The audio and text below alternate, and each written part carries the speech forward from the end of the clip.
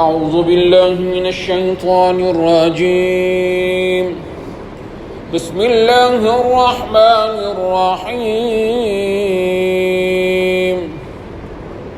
ام یقولون افتراه قل فأتوا بعشر سور مثله مفتريات وادعوا من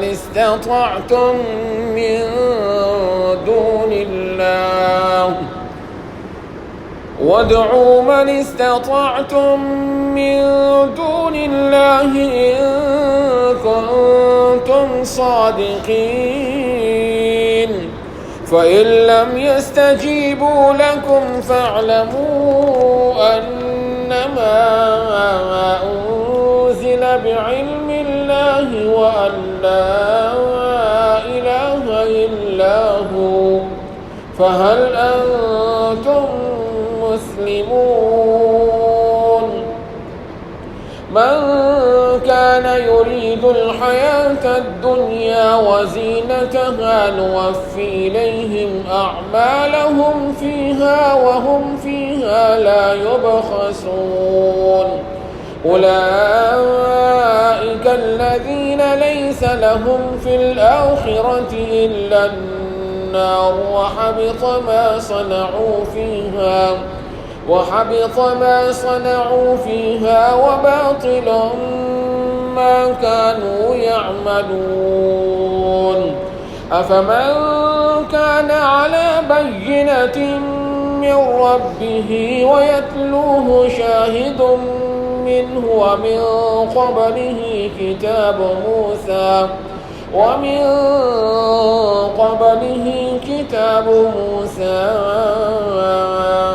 إماما ورحمة أولئك يؤمنون به ومن يكفر به من الأحزاب فالنار موعده فلا تك في مرية منه إنه الحق من ربك ولكن أكثر الناس لا يؤمنون صدق اللہ العظیم۔ کفار و مشرکین کا اعتراض تھا جی کہ ایک تو یہ کہتے تھے جی کہ آپ اللہ کے نبی نہیں ہو سکتے، اگر آپ اللہ کے نبی ہیں تو پھر خزانے آپ کے ساتھ ہونے چاہیے، خزانوں کے ڈھیر ہونے چاہیے، آپ کے ساتھ کوئی فرشتہ ہونا چاہیے جو ہمیں بتلائے جی کہ آپ اللہ کے رسول ہیں، پھر ہم بات مان لیں گے، فرشتہ آئے آپ کے ساتھ۔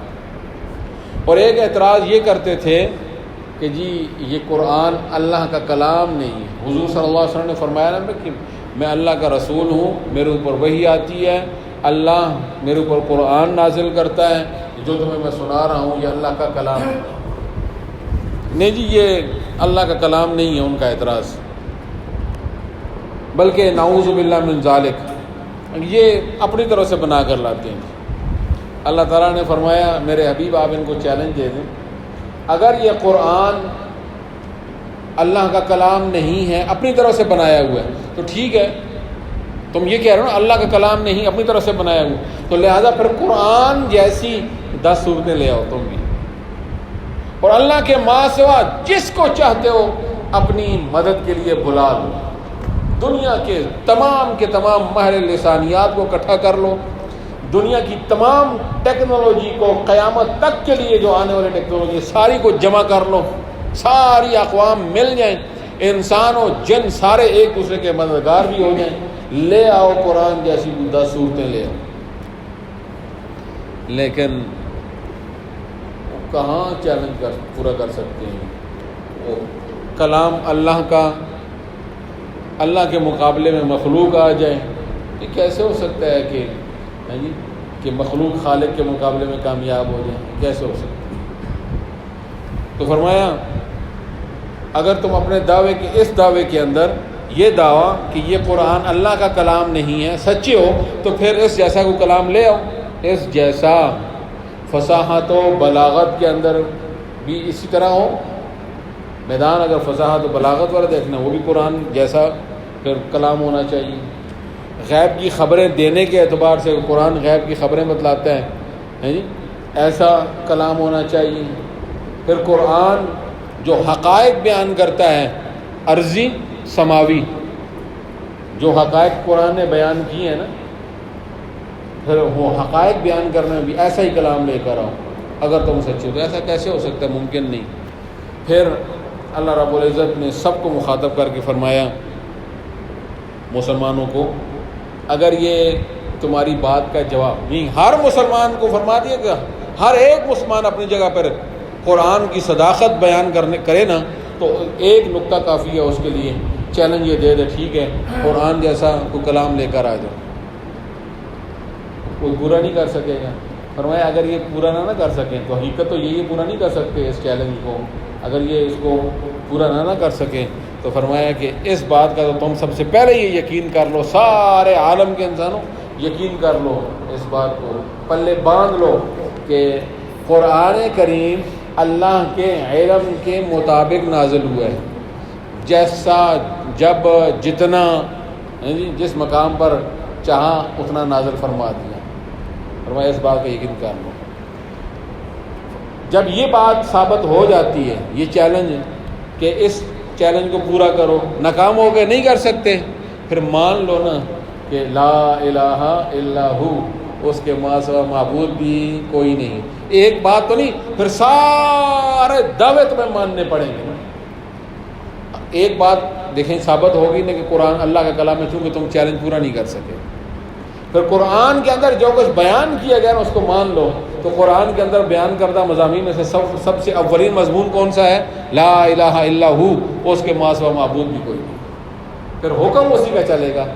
وحدانیت مان لو اس کی، اس کے ماں سوا سارے جن کو تم معبود مانتے ہو باطل ہے، تو وہ ایک ہی معبود بر حق ہے. اب فرمایا کہ جب دلیل کا توڑ نہ ہو سکے، دلیل ثابت ہو جائے تو پھر دعویٰ بھی ثابت ہو جاتا ہے. مطلب ایک دعویٰ پیش کیا گیا، اس پر دلیل دی گئی اور دلیل کا توڑ نہیں ہوا تو دعویٰ ثابت ہے. جب دعویٰ ثابت ہے اب اس کو تسلیم کر لو. فرمایا اب بھی مسلمان ہوتے ہو کہ نہیں ہوتے؟ ہو جاؤ مسلمان. لہٰذا اب بھی اگر کوئی مسلمان نہیں ہوتا، مانتا نہیں ہے، اسے غرض صرف دنیا سے ہے، اسے آخرت سے کوئی غرض نہیں. وہ صرف دنیا کا لالچی ہے، وہ دنیا چاہتا ہے. فرمایا جو دنیا چاہتا ہے نا، ہم اسے دنیا کا پورا اس کے اعمال جو دنیا میں اعمال کر رہا ہے. دیکھیں کفار چیریٹی کے کام بھی کر رہے ہیں، اپنے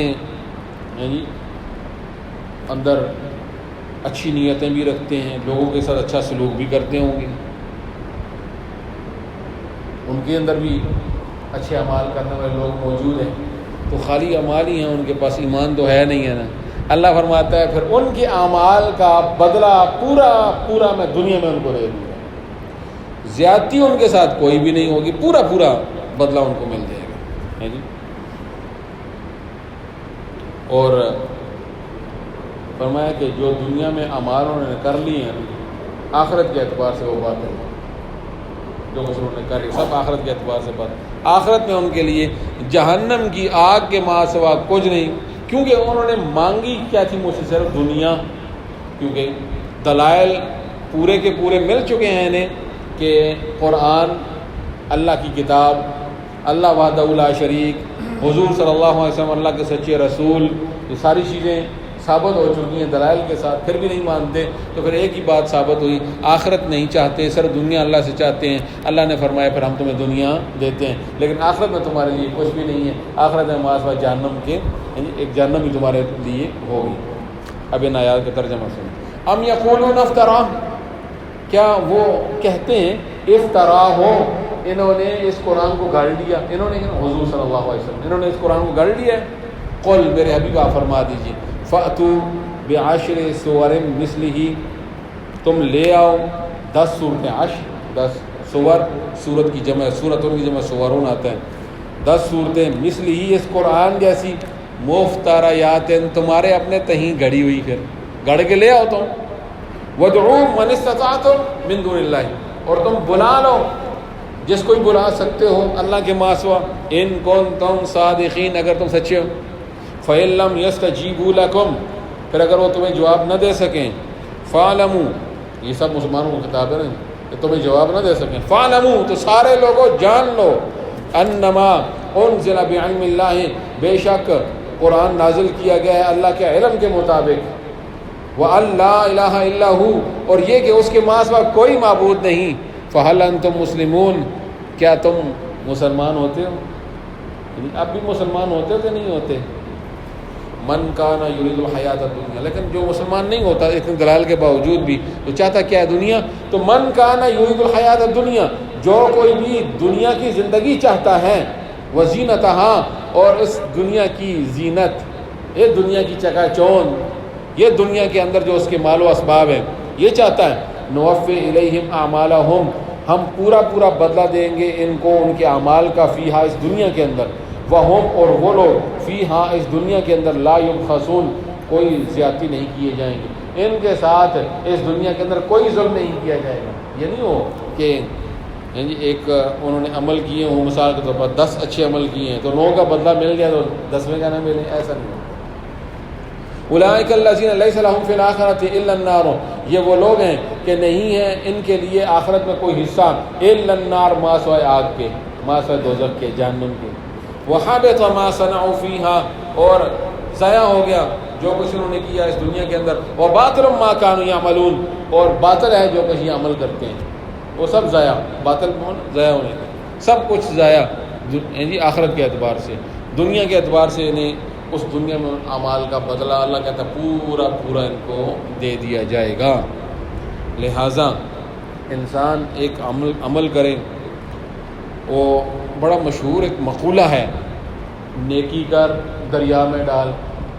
کیا مطلب؟ وہ بھائی نیکی کر تو پھر آخرت میں اس کا اجر مانگ اللہ سے، دنیا میں نہ مانگ اس سے، کیونکہ دنیا تو اللہ نے کفار کے لیے رکھ دی، دنیا میں ان کو دیا ہے، دنیا میں وہ جو کچھ دیتا ہے اپنے فضل سے نواز دے، لیکن اس نیکی کا بدلہ دنیا میں نہ لیا، اس نیکی کا بدلہ پھر اللہ سے آخرت میں لے۔ اللہ تعالیٰ میں اس میں عمل کرنے کی توفیق عطا فرمائے۔